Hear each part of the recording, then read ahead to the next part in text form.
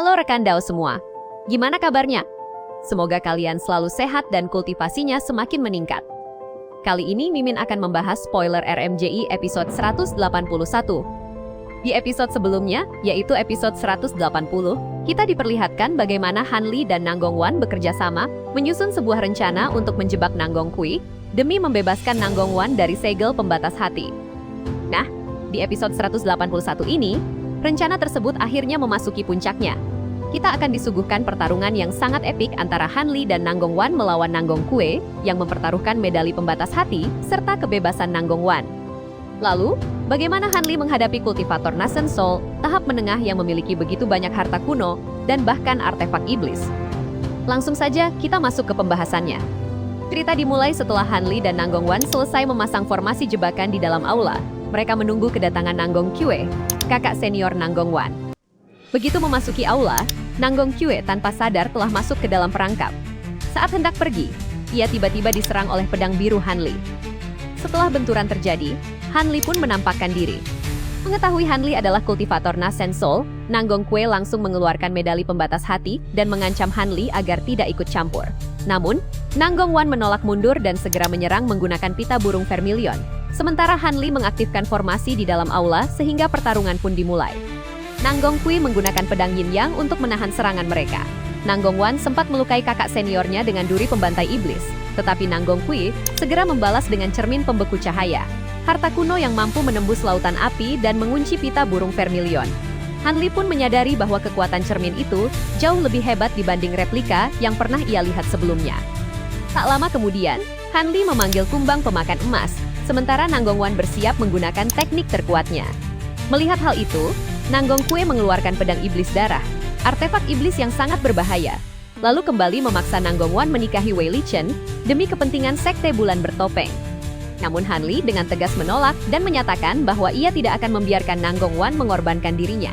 Merasa diremehkan, Nanggongkui mengaktifkan pedang iblis darah dengan mengorbankan esensi darahnya. Pedang itu melepaskan ki pedang darah yang langsung mengunci Han Li hingga ia tidak bisa bergerak. Nanggongwan pun panik karena mengetahui betapa mengerikannya kekuatan pedang tersebut. Namun Han Li tetap tenang. Ia menggunakan petir ilahi pembasmi iblis untuk membentuk jaring petir emas yang berhasil menahan, membungkus, lalu menghancurkan ki pedang darah. Bahkan sisa kekuatan pedang itu berhasil disegel Han Li menjadi sebuah bola kecil. Pemandangan itu membuat Nanggongkui dan Nanggongwan sama-sama terkejut, karena pedang iblis darah yang selama ini dianggap hampir mustahil dibendung, ternyata dapat ditaklukkan oleh petir ilahi milik Han Li. Memanfaatkan momen itu, Han Li segera memerintahkan kumbang pemakan emas menyerbu Nanggongkui. Meskipun ribuan benang pedang milik Nanggongkui sempat menjatuhkan banyak kumbang, seluruh kumbang pemakan emas kembali bangkit dan terus menyerang. Bersamaan dengan itu, pita burung vermilion milik Nanggongwan juga kembali menekan lawannya.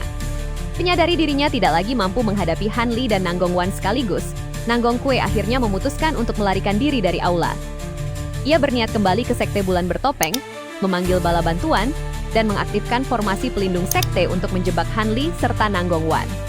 Saat berusaha melarikan diri, Nanggongkui mencoba menerobos langit-langit aula. Namun, jalannya langsung dihalangi oleh kumbang pemakan emas yang membentuk perisai raksasa. Ia kemudian menggunakan sebuah jimat perak untuk menembus penghalang. Tetapi Nanggongwan lebih dulu mengaktifkan formasi tersembunyi yang menyegel seluruh aula dengan cahaya merah. Meski berhasil membuka celah menggunakan pedang pembekunya, Nanggongkui kembali gagal kabur. Yin Yue tiba-tiba muncul dan menggunakan tudung ungu baja untuk mengikat tubuhnya. Semua serangan Nanggongkui, termasuk ki pedang yin yang dan api hijaunya, sama sekali tidak mampu memutus benang ungu tersebut. Melihat kakak seniornya telah berhasil ditangkap, Nanggongwan meminta Yin Yue agar tidak melukainya. Ia kemudian menggunakan cahaya inkarnasi ilahi untuk menekan kultivasi Nanggongkui, hingga akhirnya ia kehilangan kesadaran dan pertarungan pun berakhir dengan kemenangan Han Li dan Nanggongwan. Setelah pertempuran usai, Han Li memeriksa harta milik Nanggongkui dan menemukan sepasang cincin hitam yang membuat Nanggongwan ikut terkejut. Tak lama kemudian, Nanggongwan menyerahkan pedang iblis darah kepada Han Li karena hanya petir ilahi pembasmi iblis miliknya yang mampu menekan kekuatan artefak iblis tersebut. Nanggongwan kemudian menghancurkan medali pembatas hati, sehingga pembatas yang mengikat dirinya akhirnya benar-benar hilang. Sebelum pergi, ia meninggalkan sebuah slip giok berisi pesan untuk kakak seniornya, mengembalikan seluruh barang milik Nanggongkui, lalu pergi bersama Han Li meninggalkan sekte bulan bertopeng. Karena masih berada di bawah pengaruh cahaya inkarnasi ilahi, Nanggong Kue diperkirakan tidak akan sadar untuk beberapa waktu. Dengan tumbangnya Nanggong Kue, rencana Han Li dan Nanggong Wan akhirnya berhasil. Medali pembatas hati yang selama ini membelenggu Nanggong Wan pun berhasil dihapus.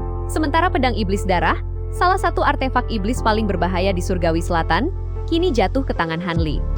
Meski begitu, Nanggong Wan tetap memilih mengembalikan seluruh harta milik kakak seniornya dan hanya meninggalkan sebuah slip giok berisi pesan sebelum mereka berdua meninggalkan sekte bulan bertopeng.